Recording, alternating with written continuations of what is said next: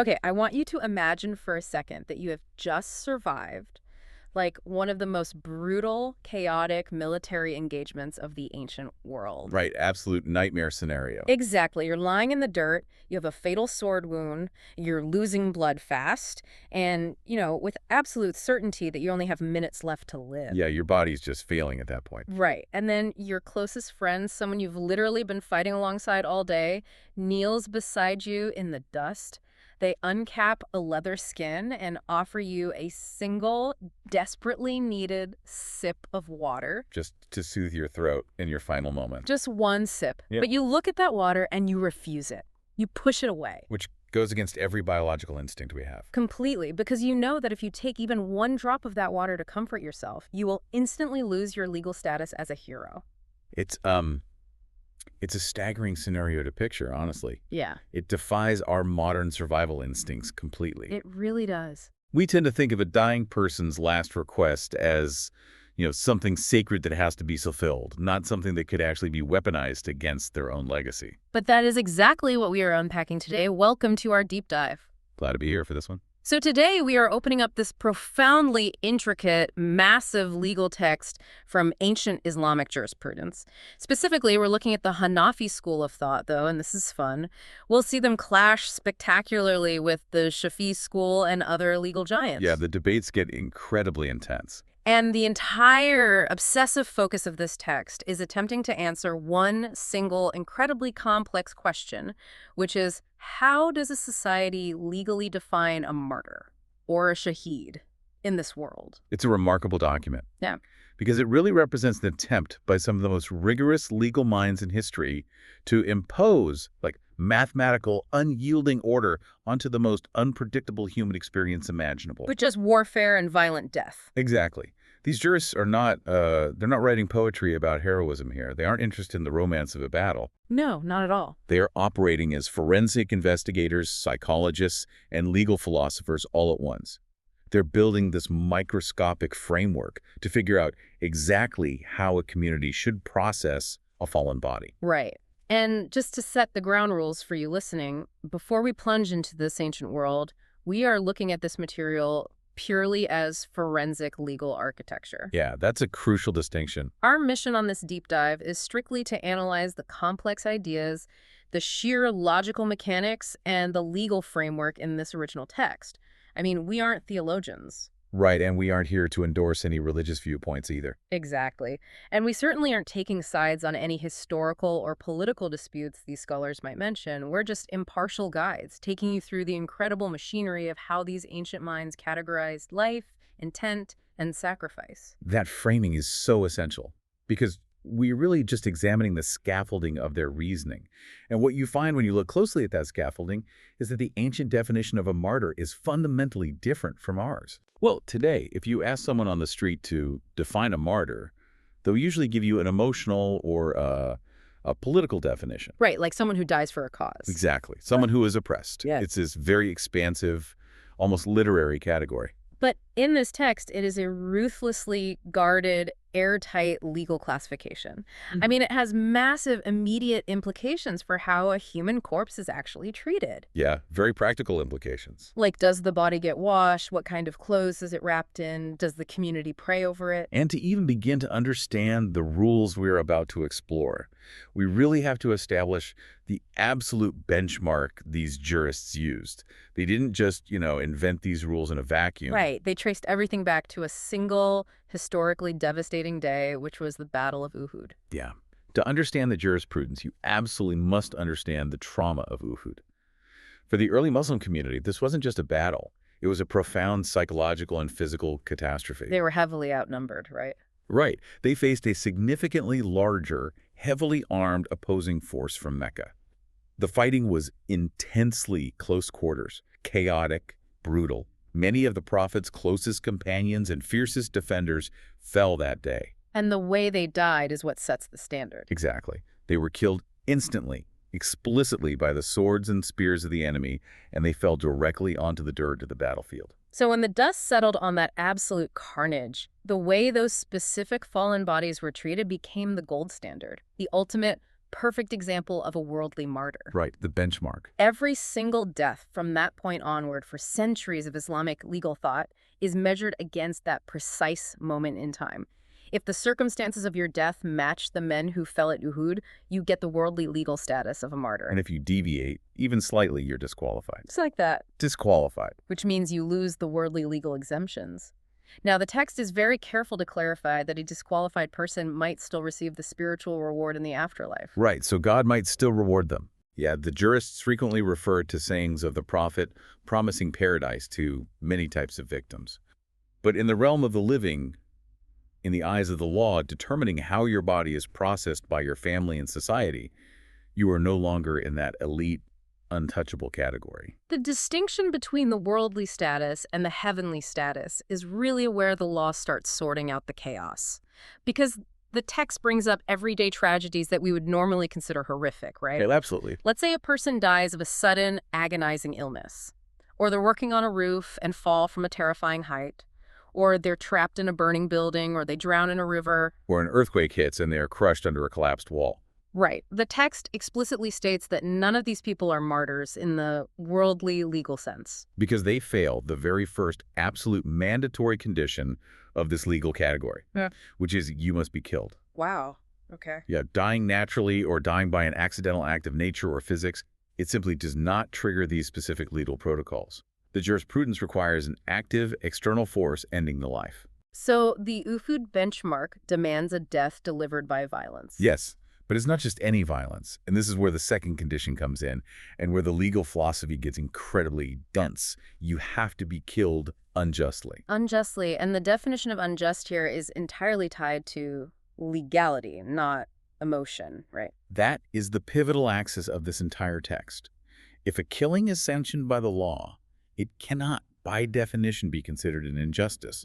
Therefore, a person killed legally can never be a worldly martyr. The text actually gives a really stark example of this, focusing on the concept of legal retaliation, known as qisas, or prescribed punishments. Right, the penal system. Right. So if a person commits a capital crime and is executed by the state, even if that execution is brutal, like stoning, they are barred from the martyr status.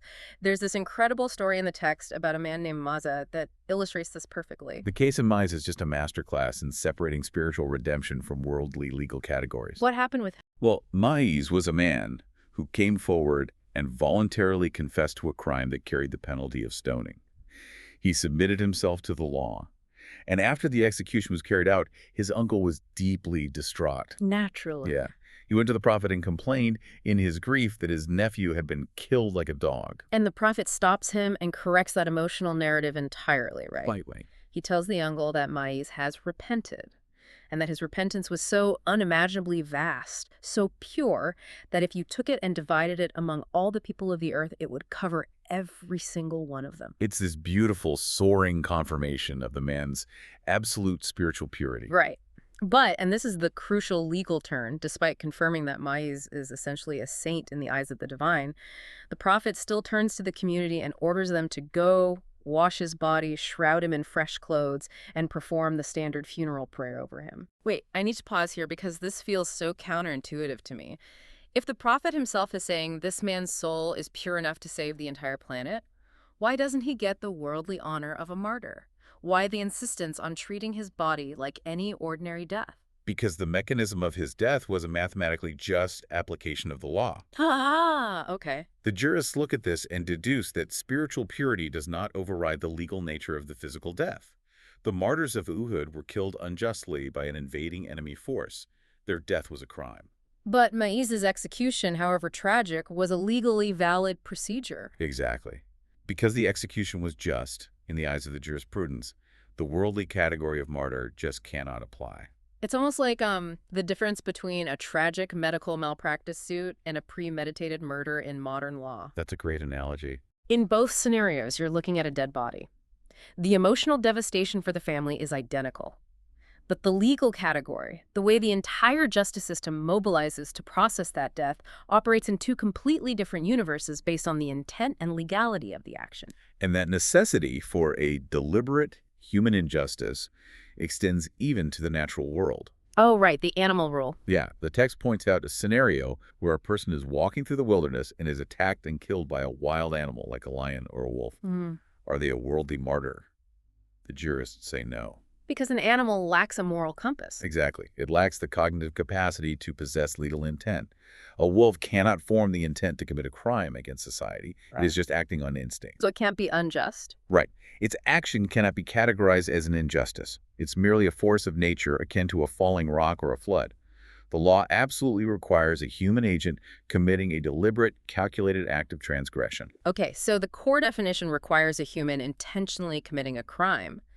But how did these ancient jurists actually prove intent? I mean, they didn't have interrogations or modern psychology. No, they didn't. They had to look at the physical evidence. And this brings us to a fascinating legal threshold the jurists used to mathematically prove whether a killing was truly an absolute injustice.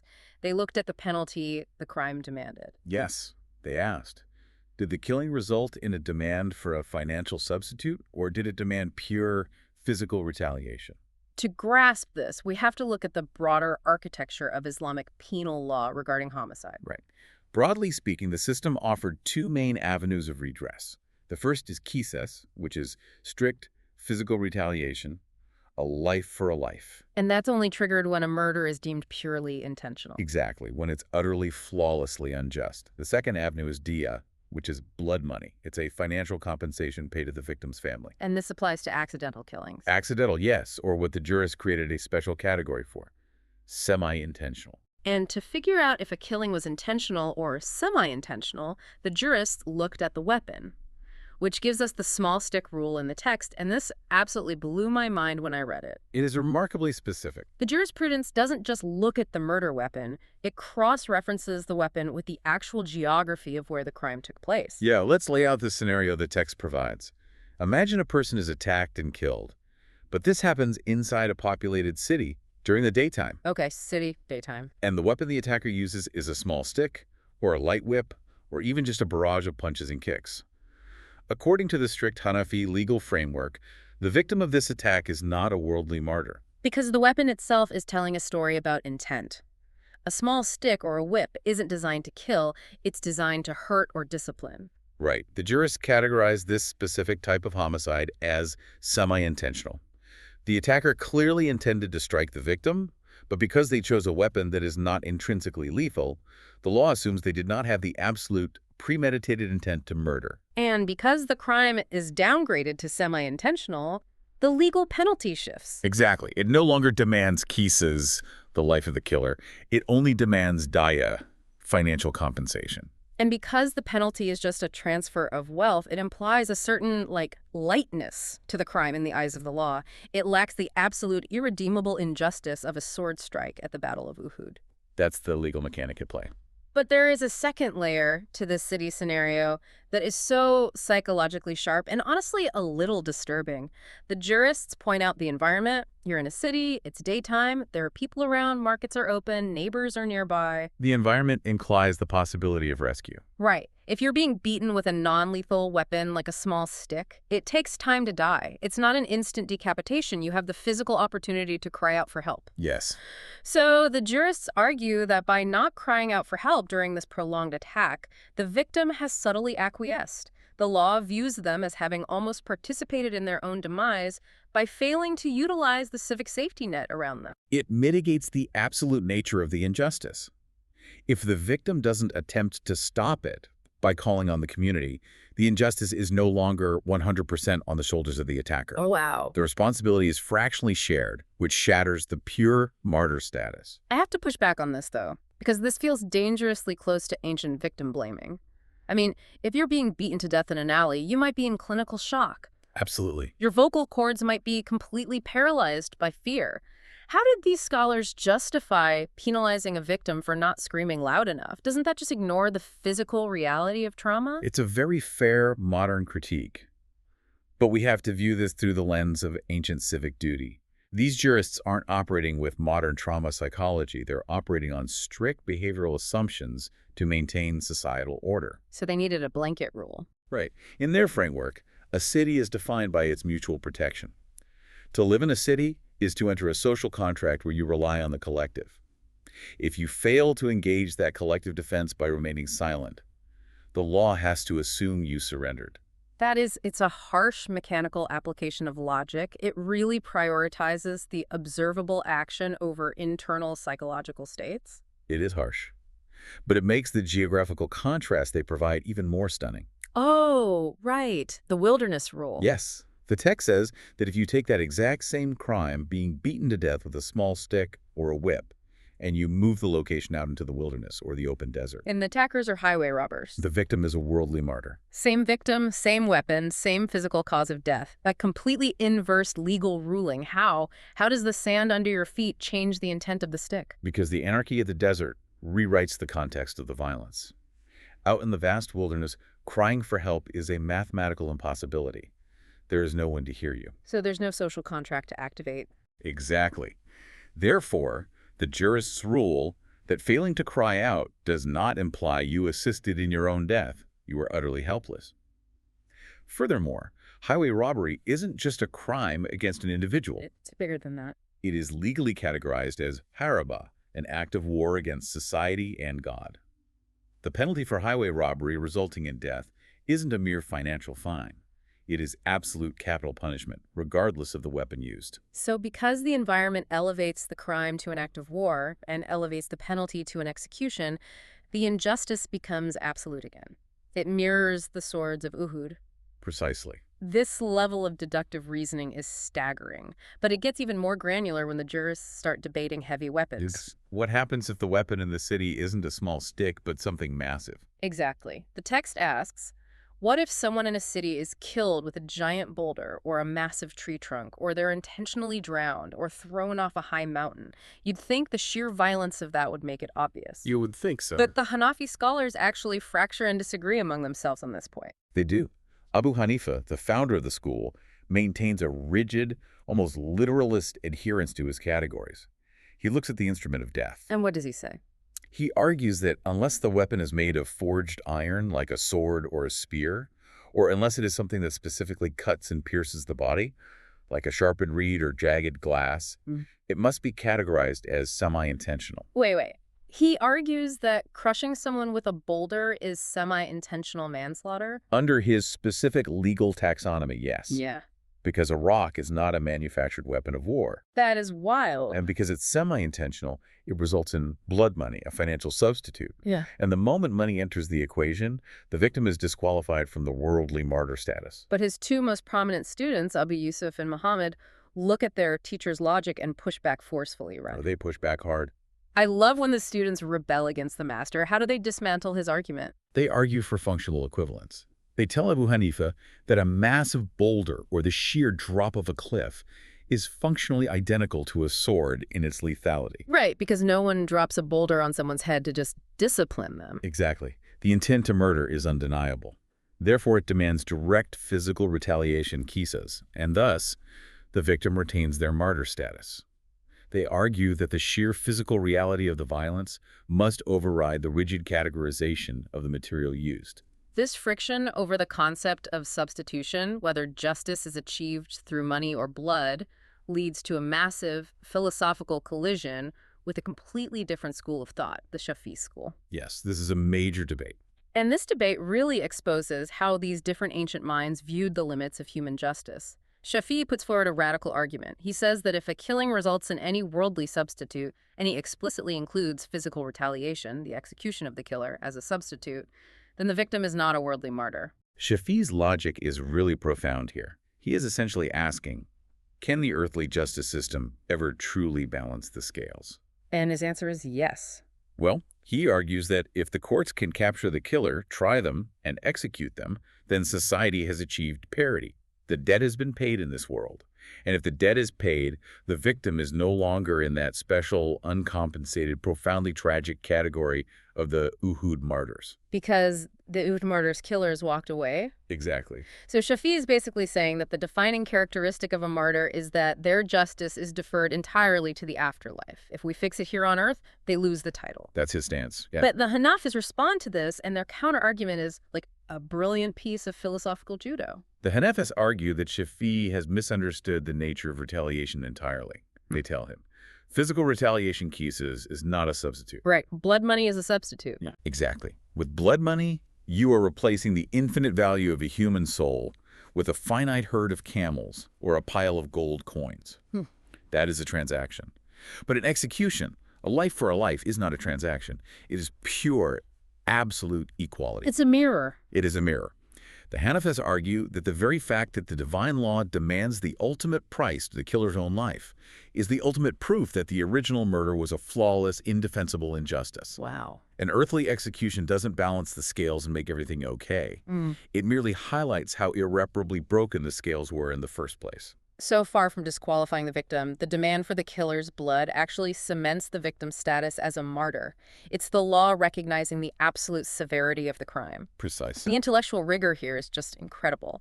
But let's move forward in the text. Let's say you pass all these tests. You're struck unjustly with a lethal iron weapon by the enemy, proving absolute intent. Are you definitively a worldly martyr? Not yet. Because the text introduces a concept that acts like a ticking clock from the very moment the blade hits you. And it is brutally, almost terrifyingly strict. The concept is a term called urtathath. It is one of the most uniquely demanding legal concepts in this entire jurisprudence. What does the word actually mean? Linguistically, the word is derived from the Arabic term for worn out, threadbare, or frayed clothes. Like a garment that has lost its integrity. Precisely the metaphor they are going for. In this legal context, urtathath refers to a wounded person on the battlefield who survives the initial clash, transitions away from the pure state of the slain, and begins to partake of the comforts and mechanics of worldly life before finally succumbing to their wounds. So the integrity of their death as a direct, unadulterated result of the battle is frayed. Frayed, exactly. And the consequence of this fraying is absolute. If urtathath occurs, you lose the worldly legal status of a martyr. You are essentially yanked back into the world of the living for your final moments. And when you finally die, you are treated like anyone who died in their bed. You're washed. You're shrouded. The exemptions completely vanish. Yeah. And the list of actions that trigger this disqualification is so incredibly mundane, it's shocking. The threshold for partaking in the world is microscopic. If you are wounded, and your comrades carry you away from the immediate battle line while you are still alive and conscious, you lose the status. Just from being moved. Just from being moved. Yeah. If you manage to eat a morsel of food, if you take a single sip of water, if you engage in a transaction like buying or selling something, or if you talk extensively about mundane matters, It's so strict. if you survive long enough to sleep for a full day and night, or, as Abu Yusuf fiercely argues, if you survive just long enough for a single full prayer time to become obligatory upon you while you possess your mental faculties, any one of these actions strips you of the designation. I have to stop and ask you to explain the underlying empathy here, because to a modern listener, this sounds cruel. It really does. You're penalizing a hero because they took a sip of water while bleeding out? You're stripping away their ultimate honor because their friends loved them enough to carry them to a medical tent. Why punish a soldier for surviving an extra 60 minutes? It does feel deeply jarring to our modern sensibilities. We view survival and medical care as paramount.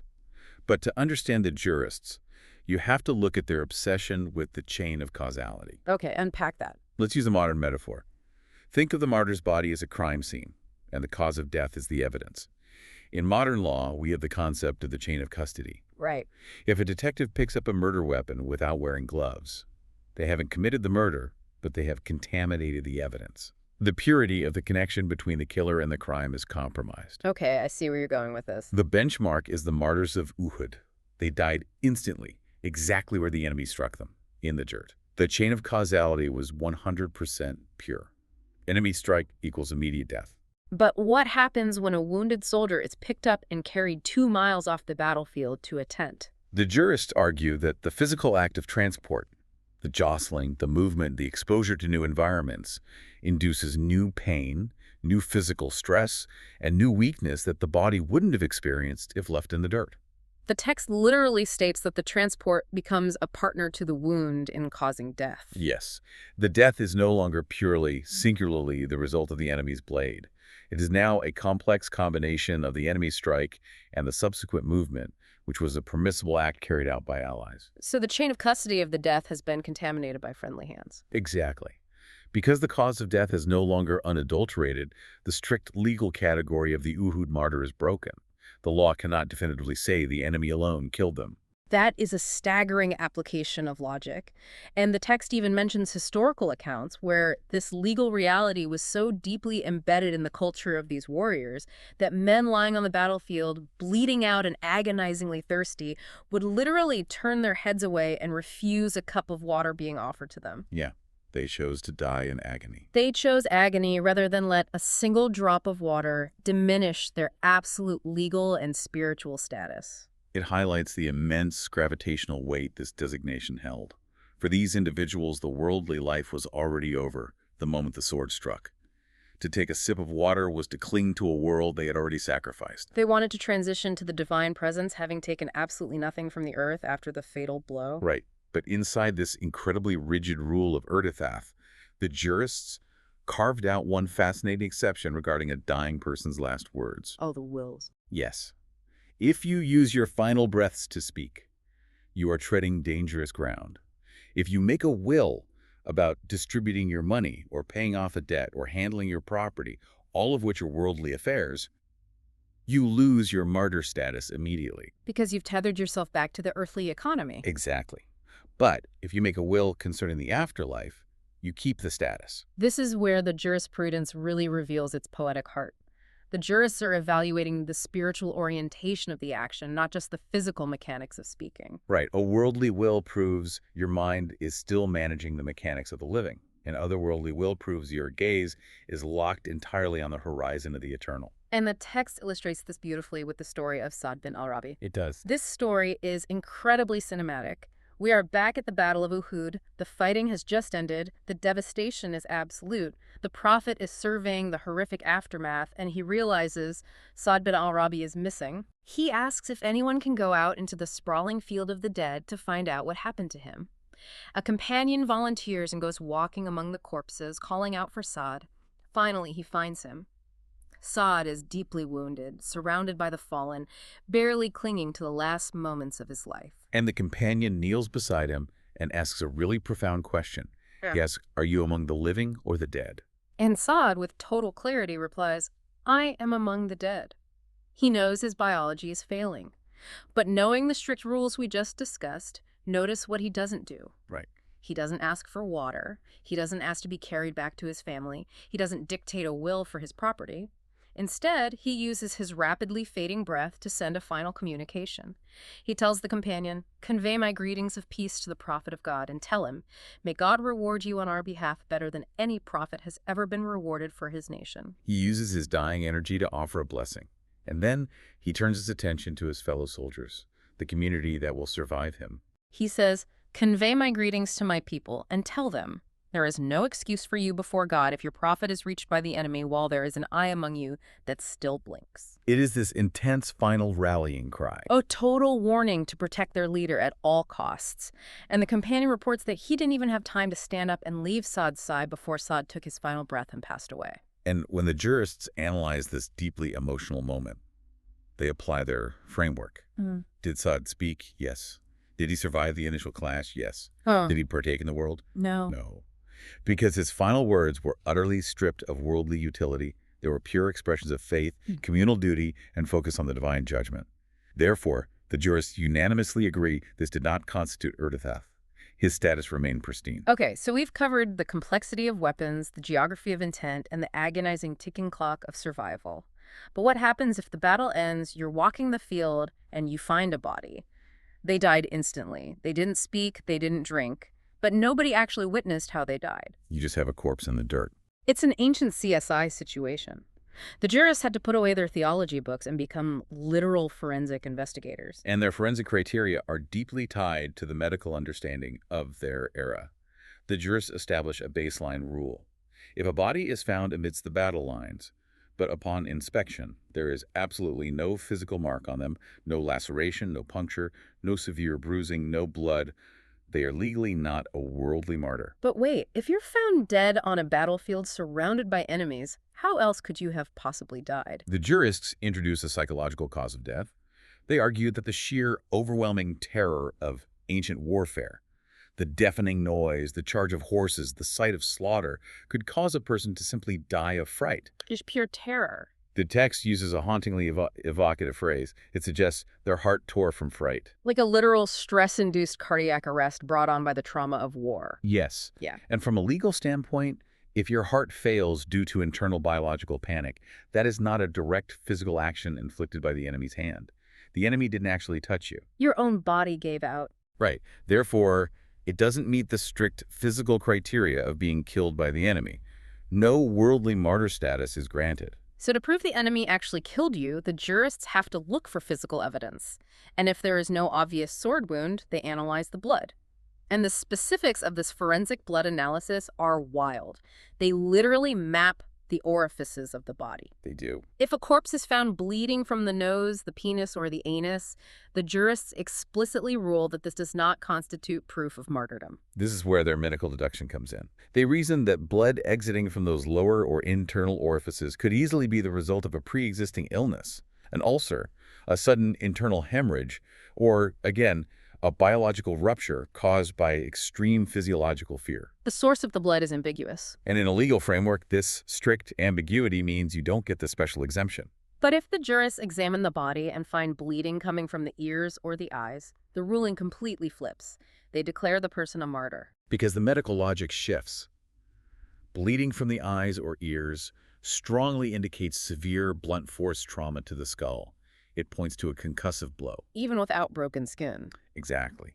Even if the skin isn't broken, the internal trauma to the head is clear evidence of external physical violence, almost certainly caused by an enemy's weapon or shield. The physical chain of causality is established. And then there is the most intense forensic examination, bleeding from the mouth. The jurists essentially demand a crude autopsy of the blood itself. Yeah, they analyze the color and consistency. If the blood coming from the mouth is dark, thick, and coming up from the stomach or chest cavity, they classify it as evidence of a deep internal wound, likely a heavy thrust from a spear that caused internal bleeding. That grants the martyr status. Right. But if the blood is bright and just draining down from the head or nasal cavity into the mouth, it might just be a severe nosebleed, which is non-lethal. So the status is denied. It is an incredible exercise in using observable phenomena to reconstruct the unseen moments of death. And this obsession with establishing a flawless chain of causality extends beyond the human combatants. It extends to the animals on the battlefield. The mounts. This section is where the ancient tort law really flexes its muscles. The jurists look at how horses were used, and they split hairs in the most brilliant way. Let's say you are fighting on horseback. The enemy's horse rams into you and tramples you to death. Right. Or the enemy intentionally throws something to spook your horse, causing it to rear up, throw you to the ground, and you break your neck and die. The jurists rule you are a martyr. Because the chain of causality is intact. The enemy rider took an action, that action affected an animal, and the animal's reaction killed you.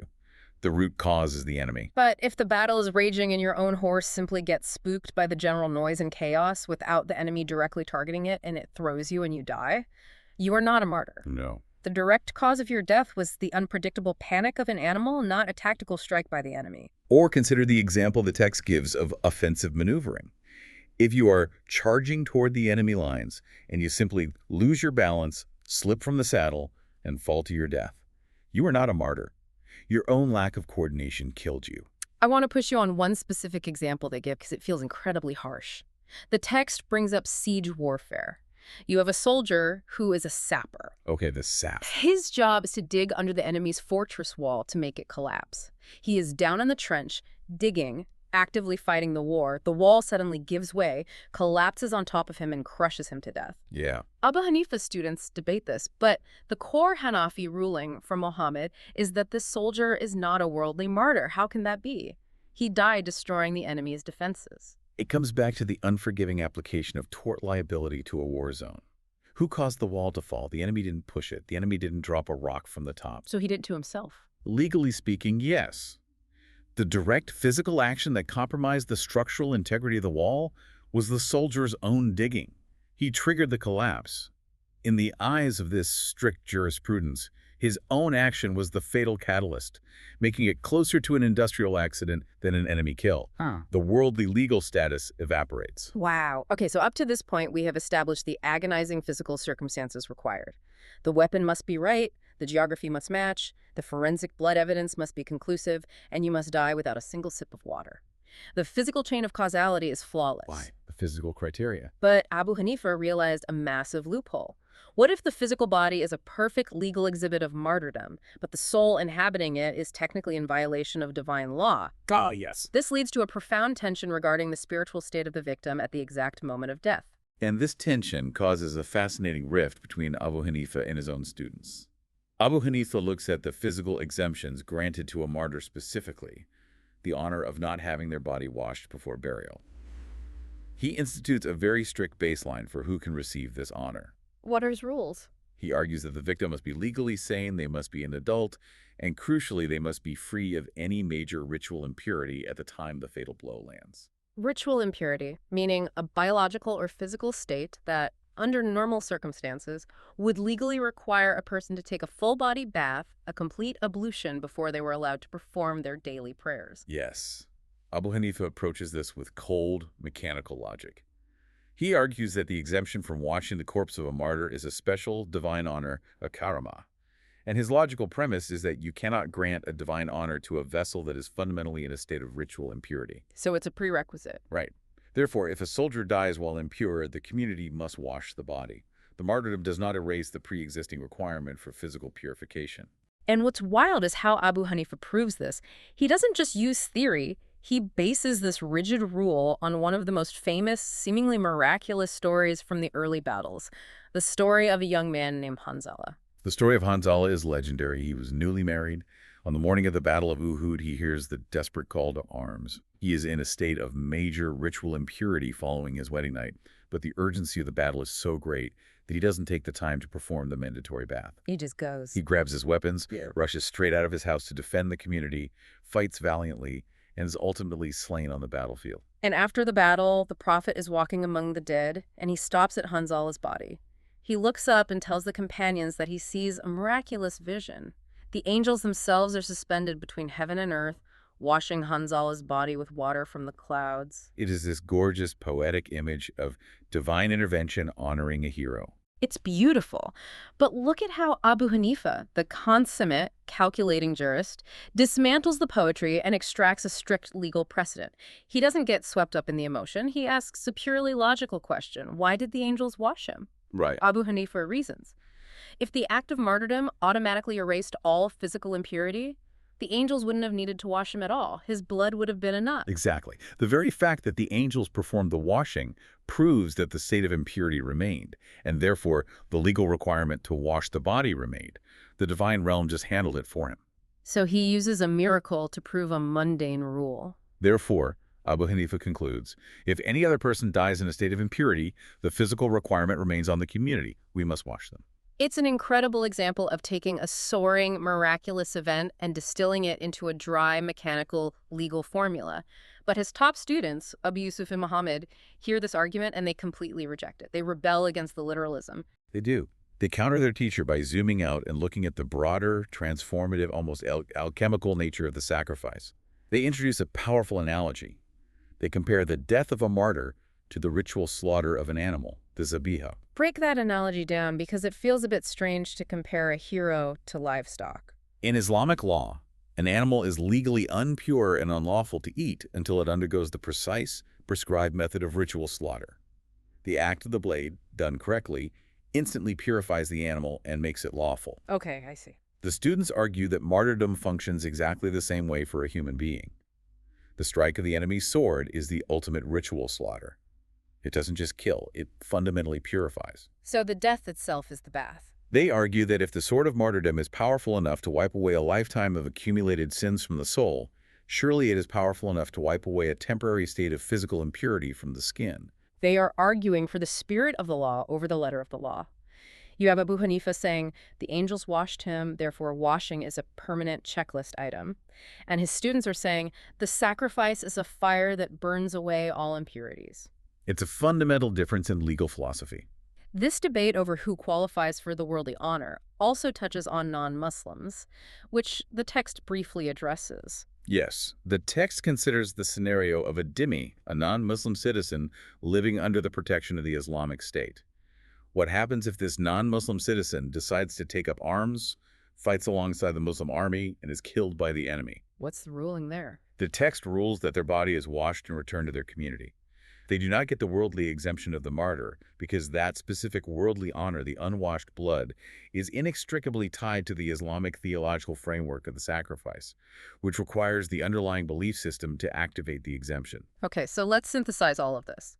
After the jurists have investigated the weapon, confirmed the geography, autopsied the blood, verified the ticking clock of survival, and debated the ritual purity. If a person finally, definitively passes every single test and qualifies as a worldly martyr, how does the community actually treat the body? Now we get to the physical reality of the aftermath. This brings us to the final honors, the rituals of washing, shrouding, and praying. And this is where the theology of the body becomes intensely visible. The first major debate is whether to wash the body at all. We mentioned that the standard rule for an Uhud-style martyr is to leave them unwashed, but not everyone agreed with this. A highly prominent early scholar, Hassan al-Basri, presented a powerful, deeply humanistic counterargument. Hassan al-Basri looked at the entire concept of washing the dead and argued that it isn't just a ritual, it is a fundamental act of human dignity. It is how the living show respect and care for the physical shell that was left behind. So in his view, a martyr who has made the ultimate, unimaginable sacrifice for the community deserves that dignity more than anyone else. How can we leave our greatest heroes covered in dirt and dried blood? He contextualized the historical benchmark. Hassan al-Basri argued that the only reason the martyrs of Uhud weren't washed was simply a matter of brutal logistics. They just couldn't do it. Exactly. The Muslim community was decimated. They were physically exhausted, deeply traumatized, and there were simply too many bodies rotting in the hot sun. He viewed the lack of washing at Uhud as a tragic, situational necessity, a concession to a disaster, not a prescriptive, eternal law that should be blindly followed forever. It is a deeply compassionate, rational argument, but the vast majority of scholars, including the entirety of the Hanafi school, push back against Hassan al-Basri with overwhelming force. They argue he has fundamentally misunderstood the nature of the blood. They point to the explicit recorded words of the Prophet regarding the fallen at Uhud. The Prophet commanded, "Wrap them in their wounds and their blood." And he provided a soaring theological reason for this disturbing visual. What was the reason? The Prophet stated that on the day of judgment, when all of humanity is resurrected, these specific martyrs will rise from their graves with their fatal wounds still actively bleeding. The color will be the vibrant color of fresh blood, but the smell radiating from those wounds will be the overwhelming, beautiful scent of musk. The scent of musk. It completely reframes the gore into something divine. Exactly. The majority argues that by leaving the body unwashed, the community isn't being lazy and they aren't denying dignity. They are actively, intentionally preserving the physical evidence of the sacrifice for a cosmic court. Like keeping the evidence intact. The dirt, the dried blood, the torn flesh in the eyes of this jurisprudence, these are not impurities to be scrubbed away with soap. They are permanent medals of honor. They are the undeniable forensic exhibits that will bear witness to the person's devotion on the final day. To wash the body would be to commit a profound disservice. It would be erasing the very proof of their ultimate victory. And the text supports this by noting that in subsequent battles like the Battle of Badr, Khaybar, and the Trench, where the community wasn't nearly as overwhelmed and had the resources to wash the dead, they still chose not to. The unwashed blood was the objective. It was a deliberate choice. The text also shares these gripping accounts of companions like Ammar and Zayd bin Suhan. These men were killed much later in civil conflicts, what the jurists categorize as wars against rebels or al-Baqi. These were the deeply painful internal conflicts, the battles of Siffin and Jamal. Right. And as these men lay dying, struck down by their own former brethren, they gave explicit, desperate instructions to the people around them. They said, "Do not wash any blood from me, and do not strip any garment from me. I am a man who will dispute on the day of judgment with those who killed me." They wanted to present a case to God. They didn't want to be cleaned up. They wanted the horror of what was done to them preserved perfectly so they could present it as evidence. It perfectly encapsulates the ancient mindset. The physical state of the corpse is a preserved legal document for the afterlife. Which brings us to the shroud. If you aren't washing them, what do they wear into the grave? The text specifies that you don't just dump them in the ground in full battle gear. The community must step in and curate the battle. You have to strip away the weapons, the armor, the heavy fur coats, and the leather boots. The logic here is linguistic and practical. A shroud, by definition, is meant to be a garment that covers and conceals the human form. Weapons, chainmail, and boots are tools of violence, not clothing. That makes sense. The text also notes a very important historical caution underlying this rule. Burying a warrior with their weapons was a ubiquitous practice among pre-Islamic pagan cultures. They would bury their heroes with swords, shields, and sometimes even their horses, under the mythic belief they would need them to fight in the afterlife. The Islamic jurists wanted to sever that cultural tie completely. The afterlife in their theology isn't a continuation of earthly warfare, so the weapons are stripped, and the martyr is buried in their normal everyday clothes, stained with the reality of their violent exit, not dressed up as some mythological gladiator. And the reality of those burials, when stripped of the armor and the myth, was often heartbreakingly humble and inadequate. The text shares the story of Hamza to illustrate this, and it is devastating. Hamza was the Prophet's uncle. He was renowned as one of the greatest, most fearsome warriors of his entire era. A giant of a man. A true legend. He is brutally killed and mutilated at Uhud. When it finally comes time to bury this absolute legend, the community is so destitute that all they have for his shroud is a single striped piece of cloth, and it's too short. Oh, wow. If they pulled the cloth up to cover his face, his lower legs and feet were exposed to the sun. If they pulled the cloth down to cover his feet, his face was exposed. The greatest hero of their community, a man of immense physical and social stature, reduced to a corpse that they couldn't even afford to cover fully. So the Prophet steps in and orders them to use the cloth to cover Hamza's head and face, preserving his dignity. And for his bare feet, he tells them to go gather handfuls of sweet-smelling grass, Itkir grass, and pile it over his legs to hide them from view. It is such a profoundly grounding detail to include in a dense legal text. It really is. You have all this lofty mathematical debate about angels and chains of causality, and it ends with a weeping community using handfuls of weeds to afford their greatest champion a basic modicum of modesty in the dirt. It anchors the soaring legal theory back into the stark, painful, unglamorous reality of human loss. It reminds the reader that beneath the jurisprudence, there is immense grief. And how a community processes that final grief brings us to the last great debate in the text, the funeral prayer. You have a shrouded body. Do you pray over it? This is a major point of contention. The Shafi school steps in here with a fascinating theological argument. They argue that a worldly martyr absolutely does not need a funeral prayer. Their logic is that the funeral prayer is, at its core, a mechanism of intercession. It is the living community begging God to forgive the sins of the deceased. Right. It's a petition for mercy. But as we've established, the martyr is considered completely purified. The strike of the sword has wiped their slate clean. Furthermore, they are, as the Quran explicitly describes them, alive with their Lord, receiving provision. So they don't need the prayer. Shafi asks, why on earth would the living pray for forgiveness for someone who is already dwelling in a state of absolute guaranteed grace? It's redundant. It's like offering a candle to the sun. It is a beautifully constructed, logically sound theological argument. If the function of the prayer is a plea for salvation, and their salvation is already a fixed reality, the prayer loses its utility. But the Hanafis, true to form, reject the pure theology and cling to historical precedent and the earthly reality. They argue that the funeral prayer is legally required. They point to historical accounts asserting that the Prophet did, in fact, pray over the fallen at Uhud. Yes, the text highlights a specific narration claiming the Prophet prayed over Hamza 70 times. Now, there is considerable debate within the tradition about how to interpret that 70 times. Did he literally perform 70 separate prayers? Or, as some historians suggest, did he perform one prayer for each individual martyr as their bodies were brought to him one by one, while Hamza's body was left beside him the entire time, meaning Hamza was technically present for 70 prayers? Regardless of the mechanics, the legal precedent for the Hanafis is undeniable. The act of prayer occurred. Therefore, it is a law. But if we look past the historical literalism and connect this to the bigger picture, why insist on the prayer if the soul doesn't need it? What is the function of the prayer if not for the dead? Because the Hanafis recognize that death is a dual event. While the martyr may be spiritually alive and thriving in the unseen heavenly realm, in the tangible earthly realm, they are undeniably dead. Their physical presence is gone. Right. Their property is currently being divided among their heirs. Their spouses are legally entering waiting periods and will soon be permitted to remarry. They have permanently exited the social fabric of the community. So the prayer isn't really about securing heaven for the martyr. The funeral prayer is an earthly rite of the dead, yes, but it is primarily a vital psychological mechanism for the living.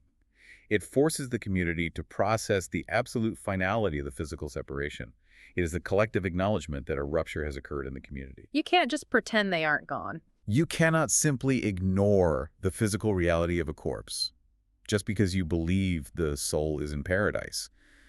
The community needs a formalized moment to say goodbye, even to a saint. It grounds the theology back into the unavoidable human reality of grief. Yeah. We have covered an absolutely staggering amount of ground today. We really have. For you listening, we've walked through the blood-soaked dust of ancient battlefields alongside jurists who operated like relentless forensic investigators.